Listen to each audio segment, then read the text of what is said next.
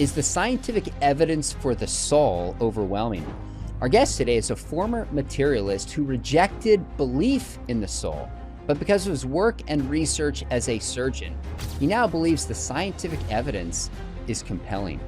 Why did he change his mind, and what is that evidence? Well, you're about to find out. We welcome for the first time Dr. Michael Eggener, author of the new book that I endorsed and found fascinating. It's called The Immortal Mind. Dr. Eggener, thanks for joining us today. Thank you, Sean. It's a pleasure to be here. Well, the book starts with this fascinating, jarring story that when I read it, I went to my wife and I was like, you've got to hear this story. It's somewhat of a conversion story before you get into the scientific evidence for the soul. Since you start the book there, let's start this interview with your powerful conversion story. Sure. I was born into a kind of a non-religious family as a child, and I fell in love with science at a very early age. And I thought that all the mysteries of life, all the really meaningful things that one could discover could be discovered with science. So I believed in the Darwinian way of understanding man and physics and chemistry and all those things. And I majored in biochemistry in college, and I wanted to be a doctor, and I really wanted to be a neurosurgeon because I wanted to understand the brain and the mind, because I thought that I would understand on a deep level who we are and what we are if I knew all the science there was to know about the brain. So I graduated from medical school. I trained in neurosurgery and graduated from my residency in 1991 and went out and practiced as a neurosurgeon. And a number of things happened to me as a neurosurgeon and as a husband and a father that changed the way I look at the world. As a neurosurgeon, I began finding patients who had large parts of their brains missing. A good example was a little girl who was born with only about half her brain. And I counseled her family that this didn't look good. I couldn't be sure how she would do, but it didn't look encouraging.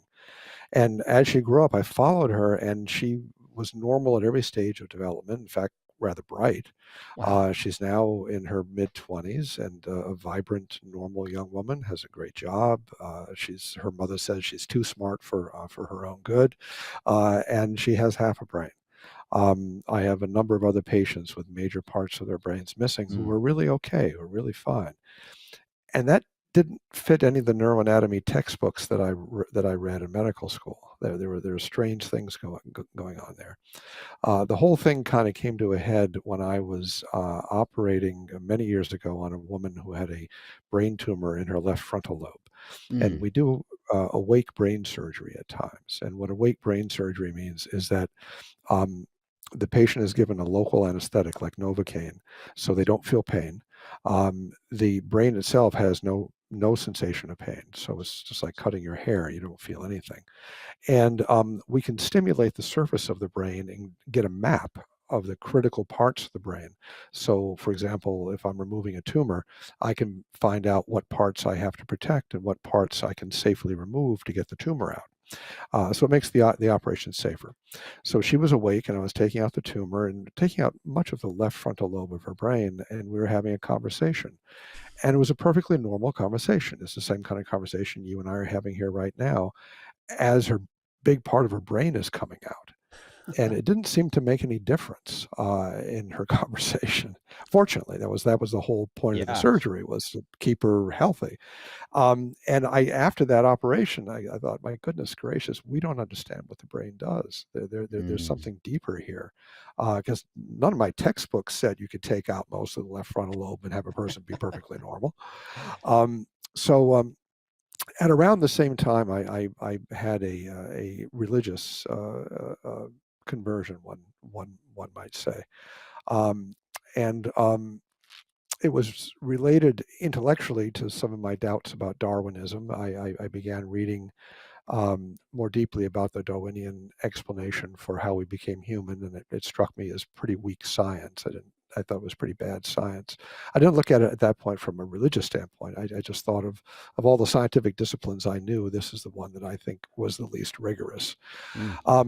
But I I have 4 kids, and when my youngest son was born, the first couple months of life, he wasn't making eye contact, and he wasn't smiling, and he wasn't behaving as if he understood my wife and I to be people. We were like objects to him. Mm. And I became frightened that he was autistic. And autism has always terrified me. The idea that you have a child who you love and want to connect with, and they don't even know you exist. You're just like a piece of furniture to them. So I was quite frightened of it. We took him to some neurologists, and they said it's too young. You know, he's just a few months old. You really can't be sure. So by the time he was about 6 months old, he still wasn't making eye contact. It wasn't really interacting with us. And I was seeing a consult, a patient at an outside hospital. It was a Catholic hospital. And I was at a point where I was emotionally really, really distraught by this. You know, I was thinking, I'm never going to love my son. I'm never going to have my son love me. He's never going to know me. So after I saw the consult, it was late at night. There was a chapel in the hospital, so I stopped by the chapel, and I went into the chapel, and I got down in front of the altar and prayed, and I said, God, I don't know if you exist. I don't make praying a habit, but if you do exist, could you take this away from me, please? This is something I can't deal with. I can't have my son be autistic and not know me. And I heard a voice, only time in my life I've ever heard a voice, and it was very clear, and it wasn't me saying it. And the voice said, but that's what you're doing to me. Whew. So I said, I kind of collapsed, and I said, okay, I won't do it to you anymore. I won't be autistic to you. But please make my son not autistic to me. So went home, and a few days later was his 6-month birthday, and he was perfectly normal. He's perfectly fine. He's currently a law student and anything but autistic. I that complemented in some sense my discoveries as a surgeon and in neuroscience, that there's a lot more to man than just meat. That we do have souls, that there's a spiritual aspect to us. So I converted to Christianity, got baptized. Many people in my family also got baptized. Since I had spent several decades of my life as an atheist and a materialist, I kind of feel like I have a debt to repay. Wouldn't call it vengeance, but I want to convey to people that atheism and materialism are wrong, and that God exists, and that He's real, and that we really do have souls. So I began looking more deeply into the neuroscience of the brain and the soul, to try to explain why I had seen these strange things with people with parts of their brains missing who were perfectly normal, that I can take out part of a woman's frontal lobe as I'm talking to her, and it doesn't change her.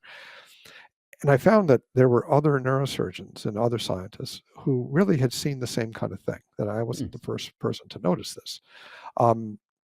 The greatest scientist in the neurosurgical profession was a guy named Wilder Penfield, who worked back in the mid-20th century in Montreal, and he pioneered the surgery of epilepsy. And one of his most common operations was awake brain surgery, the sort of thing that I had done with the woman with the tumor. And he did about 1,100 patients with awake brain surgery. So no one's ever come anywhere near that. Yeah. Those kind of numbers. Awake brain surgery is still done today, but if you do a few hundred in your life, it's a large volume. So Penfield really was responsible for a lot of the mapping of the brain that we know about today. Because he operated on all these over 1,000 people and mapped all kinds of areas of their brain. And he would map them by stimulating with a little electrical probe the surface of the brain while they were awake. He would ask them what they felt or what they saw, or see if they moved. And he found peculiar things, and that really surprised him, because he had started out as a materialist just like I had. He found that when he would stimulate the brain, and he must have stimulated the brain at least 1 million times in these 1,100 patients, Well, if you count out, say, 2 stimulations a minute, and the operations last about 8 hours, I actually did the math. Yeah. Yeah, so it's over 1 million stimulations.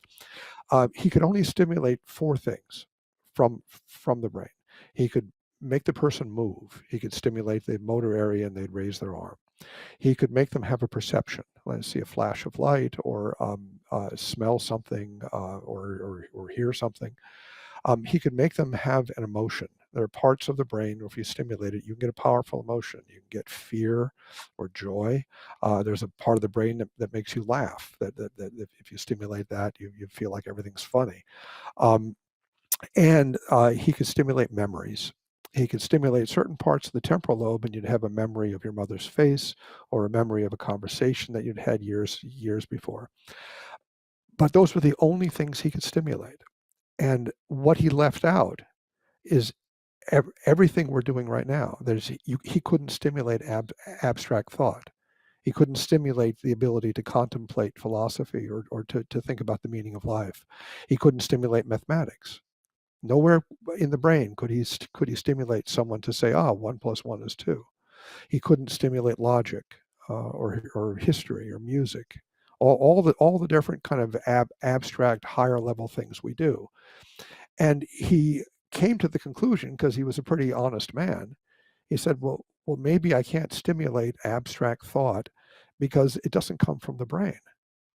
Maybe the brain is necessary ordinarily for the exercise of abstract thought. If you drink too much alcohol, or if you get hit on the head, you may not think as clearly for a while.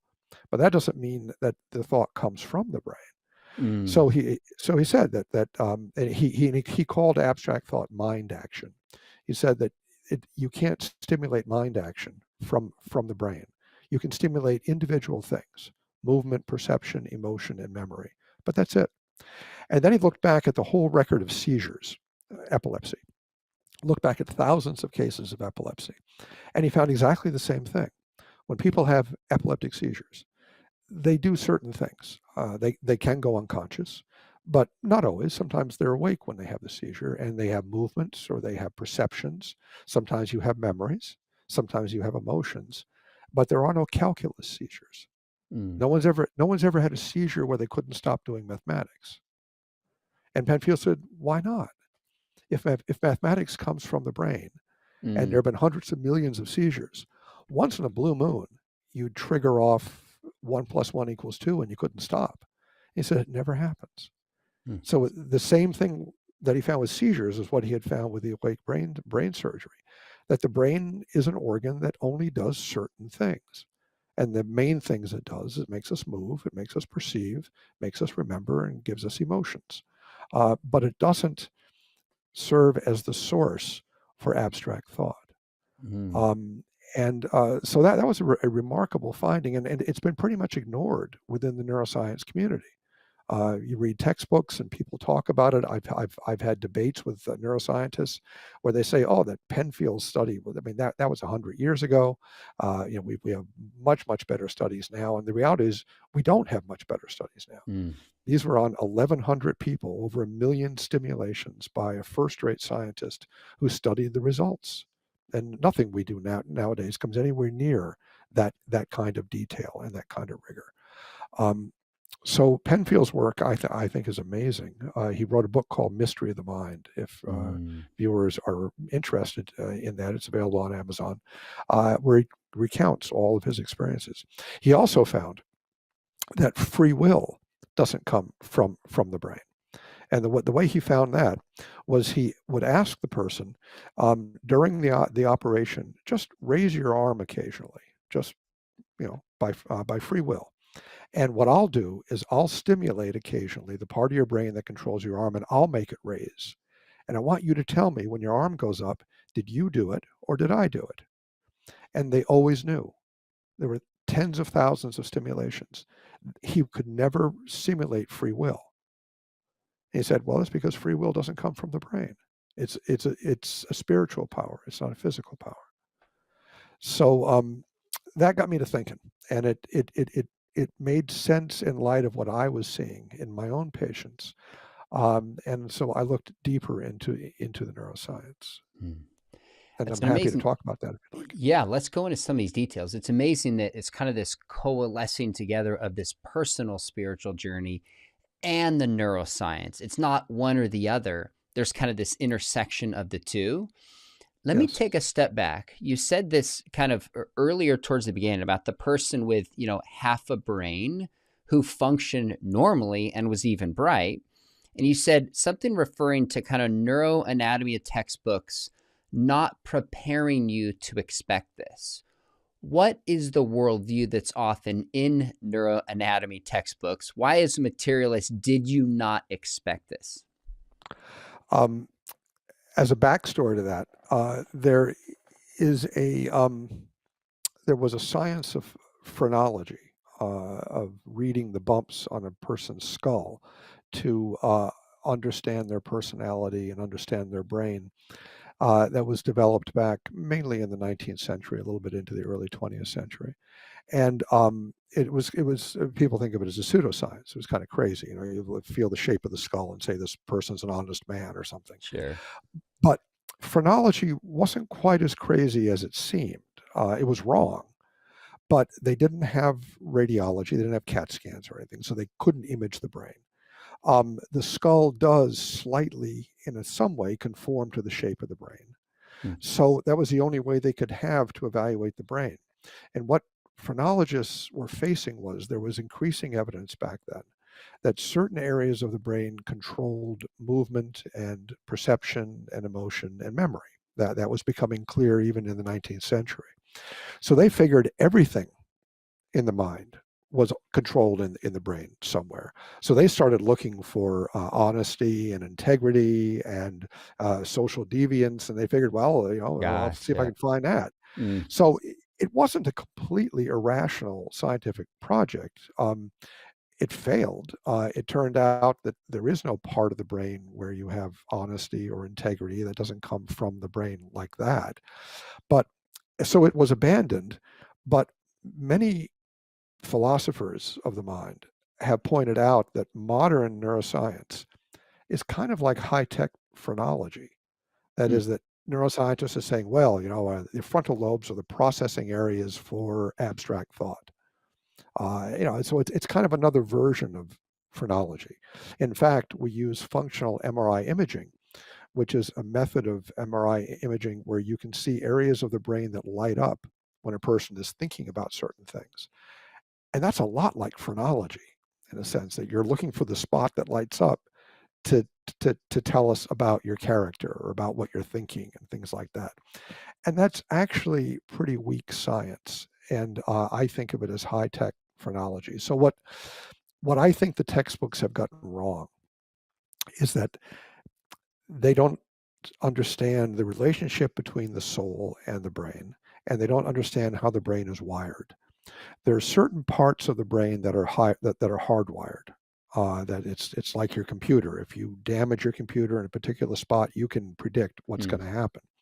And that's very hardwired for the motor areas, the sensory areas, the speech area, the brain stem. If you damage one square millimeter of that Mm. part of the brain, you can predict with great accuracy what's going to happen. Mm. But probably about half the brain, maybe even 2/3, is what are called association areas that are not like that at all. You can remove much of them and be perfectly normal. Mm. And the textbooks kind of lose that. They don't realize that there are two kinds of powers of the mind that people have. There's the abstract thought. Its relation to the brain is quite nebulous. We don't have a good handle on that. And there's concrete things like moving and perceiving and breathing, and the concrete things are in the brain. We can find them. We know where they are. The abstract stuff really isn't in the brain in the same way, and neuroscience hasn't caught up to that truth. Mm. Okay, so I want to make sure that I understand and our viewers are tracking with this. You made a distinction between kind of hard areas in the brain, Mhm. specific areas tied to functioning, and those are damaged. Humans can't perform those functions. And then there's Correct. association areas where if they're maybe damaged, other areas of the brain, with the soul, we would argue, can compensate for that.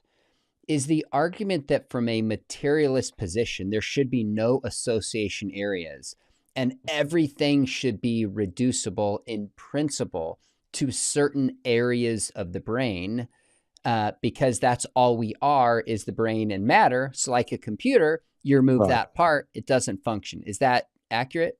Yes, that's a reasonable way of looking at it. The term, the one way of describing these areas is the areas of the brain that have very well-defined functions are often called eloquent regions, and non-eloquent regions are the regions that don't have so much function.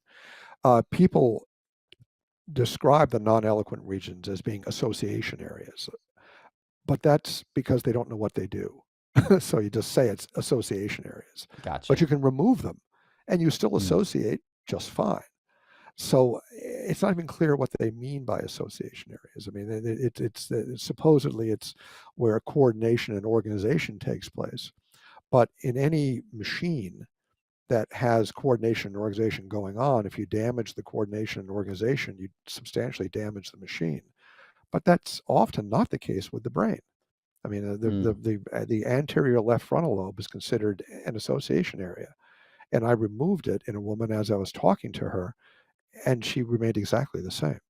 So I don't even know what is meant by association area. I think it's kind of Mm, a hand waving thing, like it's a mystery to us, so we'll call it association area. mm.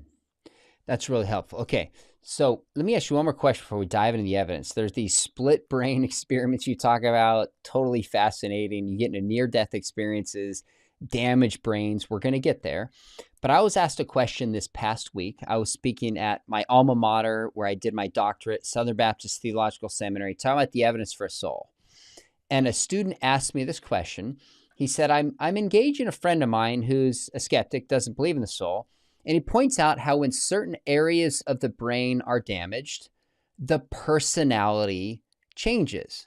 Doesn't that show that we are reducible to the brain and there's no soul? Now, I had an answer that I gave him, but how would you address that kind of objection that I'm sure you've heard before? Sure. Well, I mean, it's obvious that certain areas of the brain can be damaged, and you do have a change in personality. You find that just by drinking a glass of wine. I mean, the Hmm. brain is a physical organ, and emotion, which is very much a part of our personality, is controlled by the brain. So there are emotional centers. So yeah, sure, you can change things.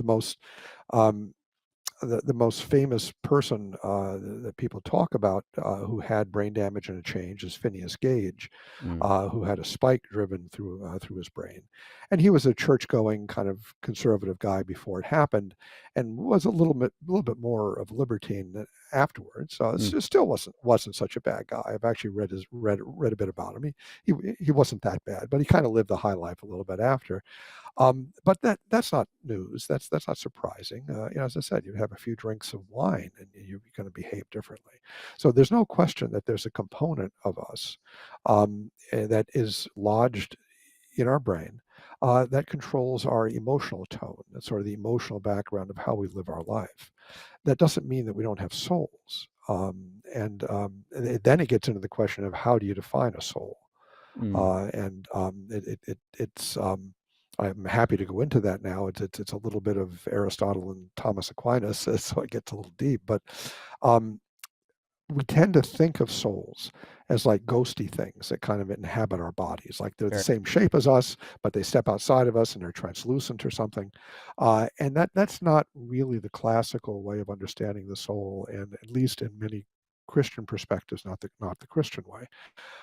St. Thomas Aquinas believed that the soul was essentially everything about you that makes you different from a dead body. So that everything a living body does that a dead body doesn't do is what the soul is. So the fact that I'm talking now is part of my soul, Mm. because if I were dead, I wouldn't talk. That I'm breathing, it's also part of my soul, because if I were dead, I wouldn't breathe. So the soul basically was the thing by virtue of which we are alive. It's what makes us a living thing rather than a dead thing. And that includes in plants. And plants have souls. Their souls make them grow and reproduce and take nourishment and things like that. They're living things. Animals have souls. Makes my dog like food and walk around and bark and do dog things. And human beings have souls. Our souls differ from the souls of any other living thing in that our souls are rational souls. That we're rational, that's the abstract thought part that no other living thing has. And that kind of soul is a spiritual soul. And therefore, our soul is a spirit, whereas other living things just have souls that run their bodies. Souls that run the plant, souls that run the dog. Our soul isn't that kind of soul. Our soul is a spirit, and a spirit has many characteristics that are quite different. Our spirits have the ability to reason, to act freely, to do free will. Our spiritual souls are immortal. You can't kill a spirit. You can kill a body. You can even kill a soul in the sense of, if the body disintegrates, the soul that gave it life is no longer present because it's disintegrated. But if you have a spiritual soul, spirits can't disintegrate because they don't have parts. They're not made of matter. You can't break them up. God could, if he chose, make them not exist, but they can't die in the way that everything else dies, which I think is the most powerful argument for the immortality of the soul. At least most powerful scientific argument for the immortality of the soul, is that our soul is a spiritual soul. We have capacity for abstract thought and free will. Therefore, we can't disintegrate as a soul, and we can't die. Our body disintegrates, and we will get new bodies. So let's jump into some of the evidence on this for the soul. I responded to this young man. I said, if we just are our brains, we'd expect a change of brains to affect our personality. But if we are body and our soul operates through our bodies, we would expect changes of the body to affect the way the soul operates through the body. Sure. So Phineas Gage fits with both explanations, so alone cannot be used as evidence for one versus the other. That's how I look at it. But you walk through in this book the split brain experiments. This blew me away. I was trying to explain it to my wife. I thought this was so interesting. Walk through what happened and why you think it points towards the reality of the immaterial soul. Yeah, the split brain research is just utterly fascinating. And there are certain kinds of seizures, relatively rare seizures, that start out as a tiny seizure on one side of the brain that doesn't bother the patient very much, but that then can travel over the entire brain. And if it travels over the entire brain, you have a generalized seizure. And they can be really nasty seizures. There are people who have 30 or 40 of them a day, and they often don't respond well to medication. So they're constantly having these horrible seizures. There was research back in the 1940s on animals with that kind of seizure to try to find a way to stop those seizures. And what the surgeons would do is they decided, well, if they cut the connection between the hemispheres of the brain, then the seizure couldn't spread, and maybe the person would be better off. And it seemed to help the animals, so they tried it on people. So by the 1950s and 60s, it became a fairly standard operation. I've performed it. And what you cut is the corpus callosum, which is a bundle of, it's like 200,000 nerve axons. I forget the number actually. And it's about the size of the palm of your hand, and it's connecting the two hemispheres of the brain. And you cut the whole thing from front to back, and that stops those kind of seizures. The patients may have small seizures, but they live a much better life. And what I found, and what other neurosurgeons who've done that operation have found, is that surprisingly, these people are normal after the surgery. You'd think that cutting your brain in half would have a quite radical effect on who you are. You might be two people, So it'd be kind of like if you took a chainsaw to your computer and cut it right down the middle, and it still worked just fine. You'd think that there's something odd about your computer. You didn't expect that. So if you were to meet a person who'd had a corpus callosotomy, which is the name of the operation, you couldn't tell. These are perfectly normal people. And you ask them, well, do you feel like you have two selves? And says, no, I'm still me.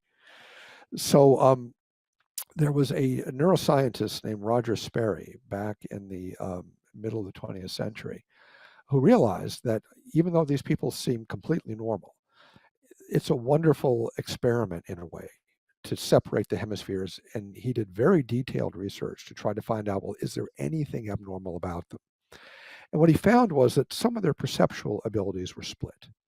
That is, if you show a picture, the left hemisphere of the brain is usually the hemisphere where we have language from. The right hemisphere can't speak. So if you show a picture to the left hemisphere, and you can do it by putting it in a certain place of the visual field that only the left hemisphere can see, the person can say what's in the picture. But if you show the same picture to the right hemisphere, the person can't say it, but they know what it is. They can pick the object out of a basket. If you show an apple to the right hemisphere, the person will say, I know what it is, but I can't say it. And then if you give him a basket of fruit, he'll pick out the apple. So there are all kinds of weird things that Sperry found like that people aren't even aware of in everyday life. And he won the Nobel Prize for it. It was his classic research thing, 1972, I think, Nobel Prize in Medicine. But Sperry himself noted that these people sure seem normal. I can find subtle perceptual stuff. So 2 researchers since then have carried out very profound studies on these patients. The first was Justine Sargent, who was a neuroscientist at McGill back 1980s. Took split brain patients, and she would put arrows in their visual fields. So one hemisphere of the brain would see one arrow, the other hemisphere of the brain would see the other arrow. And she would ask them a question, and the question she would ask is, are the arrows pointing in the same direction? And the patients almost always got it right. But think about this. One hemisphere saw one arrow, the other hemisphere saw the other arrow. No part of the brain saw both arrows. So how can a person compare them? So that general approach has been followed by a guy named Jair Pinto, neuroscientist in the Netherlands. And Pinto presents patients with visual stories. He'll have like one part of the story is in one hemisphere, the other part of the story is in the other hemisphere, but the story doesn't make any sense unless you can integrate these two. An example, I'm not sure if this is one he's done, but this is the kind of thing he's done, where one hemisphere will get a picture of a broken window with like a hole in it. The other hemisphere will get a picture of a baseball. And you ask, what happened? And people with split brain surgery will say, oh, well, the baseball broke the window. But no part of the person's brain has seen the window and the baseball. So what is it that is doing the comparing? And that's the spirit. That's the spiritual soul. That's the part that's not from the brain. So I think that Sargent and Pinto's research on split brain patients actually points out the spiritual soul. You can actually, in some sense, see it intuitively. That's the part of the mind that can compare things that no part of the brain has access to, both together. So I find that fascinating. It's totally fascinating. So what if a skeptic pushed back and said, okay, I think you're making a kind of God of the gaps, or in this case, we might say soul of the gaps argument. Just because we don't know what physical mechanism helps explain this connection between the hemispheres and the brain, maybe it's something else in the body. I mean, there could be some other unknown natural phenomena that explains this, and the Penfield experiments. Why do we have to punt towards something spiritual to explain this? This is a soul of the gaps akin to the God of the gaps. Right, and that's exactly the argument they use. I've debated this with materialists, and that's exactly what they say. Carl Sagan made one of the dumbest claims. Sagan was an atheist and a materialist when he said that absence of evidence is not evidence of absence. But that's not true, right? The fact is that if you don't have evidence for something, it's perfectly reasonable to draw the preliminary conclusion that it doesn't exist. Right? In fact, that there's been a lot of that in science. I mean, there's no evidence for the luminiferous ether in outer space. That was a big theory back in the 19th century. There's no evidence for vitalism, that there's a chemical that makes you alive, that chemical is different from anything else. There's no evidence for a ton of theories, and we accept that as evidence that the theory isn't true. So absence of evidence is evidence for absence. It may not be proof, but it's evidence. And so what I say to neuroscientists who say, "Oh no, we'll be able to figure this out. You just give us time. Science always progresses," is have at it, have at it. Get back to me when you've got the evidence. Until you have the evidence, you have nothing. So yeah, I mean, you can always say, "Hey, my theory is correct. Just give me another 100 years, and I'll prove it." Okay, have at it, But until then, by far the best scientific explanation for the kind of research that we're discussing is that the spiritual soul exists. And maybe neuroscientists will pull something out of their pocket. Good luck. But they haven't pulled it out yet. They haven't yet? Okay, so let's talk a little bit more about the section in your book on terminal lucidity. Now, I've done some programs on this, on deathbed experiences with Dr. Steve Miller.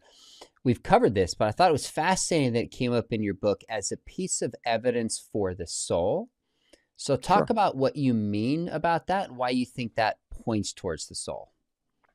Well, terminal lucidity, or I have a friend, Stephen Post, who's a neuroethicist, who's written a lot about this. So we talk a lot about it. He's fascinated by it, and he actually likes calling it paradoxical lucidity, because it's not always terminal. It's often terminal. A person has the late stages of Alzheimer's. A day or two before they pass away, they can have an interval of time, sometimes a couple hours, where they're their old self again, and then they pass away. But it doesn't have to be like that. That is, that there are people who have these episodes of lucidity. And the lucidity can be rather striking, that you can have a person who's really not even verbal, who after years of being like that, suddenly begins having conversations. There's usually an emotional component to it, meaning usually it's with a loved one, a family member, and they'll start reminiscing about their childhood and so on, and then it goes away. And from a materialist standpoint, that's awful hard to put together. I mean, you have an Alzheimer's ravaged brain. There's no reason that you would expect to just have that intermittently go away. It's as if your computer is massively damaged, and it really hardly works at all. And then all of a sudden it's perfect. This is pretty odd. This is not the way I would expect my computer to work. So what terminal lucidity points to, it's not proof. In science, you don't really get proof. You get inference to best explanation. What terminal lucidity points to is that there's an aspect to us that isn't locked into the damaged brain so much. It can come out. And why it comes out, how it comes out, that's grist for the mill. That's something else to understand. But terminal lucidity is certainly not something that a materialist understanding of the brain would predict. Interesting. Okay. Talk a little bit about the section in your book on what are described as vegetative states, sometimes permanent vegetative states, and how, go for it. There was a landmark paper published, I think it was 2006, in the New England Journal of Medicine, called Detecting Awareness in the Vegetative State. And it was a paper published by a guy named Adrian Owen, who was a neuroscientist at Cambridge University in England. Now he's, I think, working in Indiana. He came to the US. And he studied a woman who was diagnosed as being in persistent vegetative state.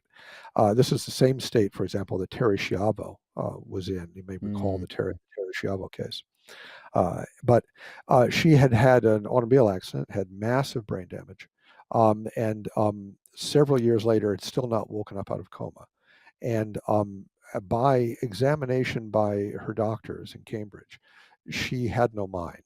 That is, that she was just a shell. She was a body, but had no mental processes. Her brain was shrunken down to a half or a third of its normal size.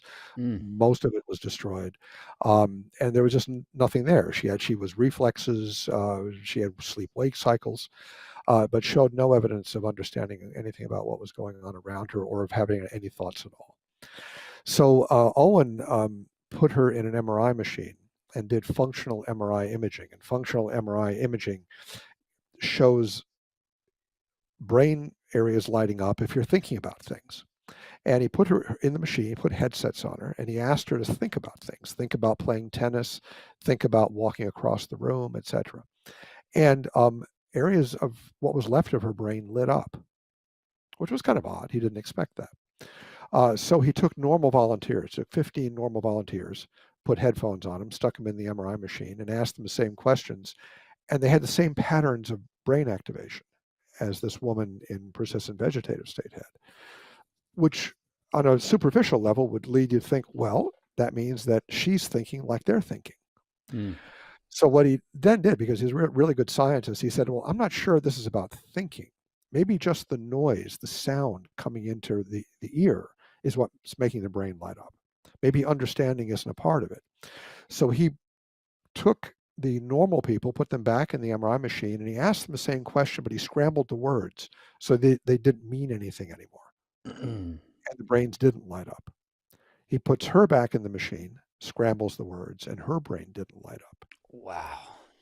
Her brain only responded when what you asked her to do made sense. Brilliant. What he's been able to do since then, and this has been repeated by a number of other researchers, is you can communicate with some people in the deepest level of coma. They will tell you about their families. They can do arithmetic. You can ask them, what is 6 + 8? And you count, and when you reach 14, the brain lights up. So about 40%, the latest numbers are, of people in the deepest level of coma are able to communicate that way. So that, of course, doesn't prove the existence of the soul. And of all the arguments I make that we recount in the book, this is the one that gets the most pushback from the materialist neuroscientists. They say, oh, no, I mean, it's still the brain lighting up. You know, it's not the soul. The brain lights up. But what this suggests is that there's a disconnect, that your brain can be ravaged, can be almost destroyed, and you're still able to do some things. You're still able to think on a pretty high level. Keep in mind that this is a person who can't move, can't talk, is probably blind, has no ability to interact with the world otherwise, except that they can think about what you say to them. And this phenomenon is very well known, for example, to nurses who work in ICUs. People who are in deep coma, you still have to be careful about what you say around them. It's common knowledge among ICU nurses that in the room with a comatose patient, you have to pretend that they're awake, because if you say something upsetting, like, this guy isn't going to make it, the heart rate goes up, the blood pressure goes up. People respond to what you say. So I always tell families that when you're in the room with a loved one who's in a coma, assume they're awake, assume they can hear you. Don't say things in their presence that would upset them. So there's a disconnect between the mind and the brain, and that disconnect, I think, is more evidence for the soul. One of my favorite sections of your book, I thought the split brain was just absolutely fascinating, but the section on free will, because that's something I've had debates with skeptics at times about morality. You can't tell somebody they should or shouldn't do something if you don't have the capacity for choice to do it or refrain from doing it. We also have this deep-seated belief that we make choices and that we're not just acted upon externally. So any adequate worldview, to me, has to account for free will, or at least the belief in free will. Now, you argue that like physics and your study of through neurosurgery and neuroscience points towards the existence of free will and the soul. Explain that for us, if you will. Well, free will is real, and it's obviously real. Mm. There is no intelligent debate about it. There is a raging debate in our society now, but it's not an intelligent one. It's just nonsense to deny free will. The one of the best ways to empirically show that free will is real is to go over to the desk of a free will denier and pour your coffee on his laptop. Mm. And he will, of course, blame you for doing it. You say, what are you doing on my laptop? And you say, hey, I have no free will. I had no more choice as to whether I poured my coffee on the laptop than the coffee cup had. So if you're going to yell at something, yell at the coffee cup. I've debated the free will question with Jerry Coyne, who's a Mm. blogger who blogs a lot. Yeah. And I pointed out he had a very funny post where somebody dented his fender in a parking lot and then drove off. So he had this post where he was complaining about this jerk that dented his fender in a parking lot and drove off. And I pointed out and said, but Jerry, if free will isn't real, the person who drove off is no more responsible for that than the car he was driving is responsible for that. If we're all just meat machines, you can't blame anybody for anything. I mean, it's no one's fault. You're just a meat machine. So even free will deniers believe in free will. Mm. I mean, pour your coffee on their laptop, and you find out if they believe in free will. Because if you don't have free will, you say, hey, I had no choice. You know, I had to pour the coffee. It's my chemicals doing it. You can't blame me. So the first bit of evidence that free will is real is that everyone believes in free will. Even free will deniers live their lives as if they believe in free will. There's no person outside of an insane asylum who doesn't believe in free will. Mm. The second reason for believing in free will is that free will deniers invariably invoke determinism. They Mm. say that free will isn't real because everything in our brain is already determined, and there's no room for free will in physics. Determinism in physics has, for the most part, been proven false. It was proven false by a guy named John Stuart Bell, a physicist in Ireland back in the 1960s, who proposed a way of testing whether a physical state of the universe at one moment is completely determined in the way it transitions into the next moment. That is it all baked in the cake, or is there room for randomness or choice in this? And the experiments have been carried out by several physicists. One of them is named Elaine Aspect, and he did the experiments. The experiments themselves are rather complex, but very clearly showed that determinism is false. That is, that if you look at the state of things in your room right now, and you say, the way the room will be, say, 10 seconds from now, is it baked into the physical arrangement of things now? And the answer is no. There's always there is room for free will. There's room for randomness, and that's been physically shown. So the predicate for the denial of free will that materialists use, that determinism is the way physics is simply wrong. Mm. There's room for free will. The third argument against free will, which I find compelling, is that if you don't have free will, then you are a complete slave of your chemicals and what's happening inside your brain. In other words, you're just a chemistry set. And we don't pay attention to the opinions of chemistry sets. So if you deny free will, you say, I don't have the freedom to choose whether I believe in free will or not. It's all in my chemicals. And I don't pay attention to meat robots. I mean, if a meat robot wants to say something to me, I'll say, hey, it's just a meat robot. I don't pay attention to that. It's as if you spill ink on the floor Mm. accidentally, and it looks like it spells out it's going to snow tomorrow. Do you really believe it's going to snow tomorrow just because the spilled ink said it? No, it's just spilled ink. It's just a coincidence. However, if somebody who you trust, a weatherman, says it's going to snow tomorrow, you believe him. The difference between the weatherman and the spilled ink is a weatherman has free will and can choose right and wrong and choose opinions. So what people who deny free will are saying is, I'm just a meat robot. And my answer is, why would I listen to what you say? So the fourth reason to believe in free will is that the neuroscience really supports it. Wilder Penfield found that he could not stimulate the will anywhere. He couldn't find it anywhere in the brain, so he assumed it was free. And there's a guy named Benjamin Libet, who did a lot of very interesting work in the mid-20th century.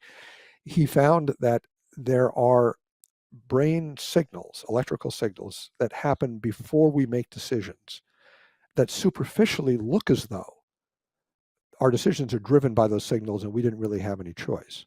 But Libet showed that you can veto those signals, and the veto isn't from the brain. So he called that free won't.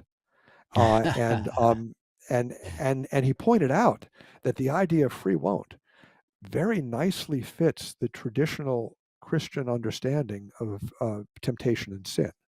That is, that we are tempted by things that we don't have control over. Our brain is telling us to do stuff all the time that we are better off not doing. But we still retain the libertarian ability to consent or not consent, and that's the free will.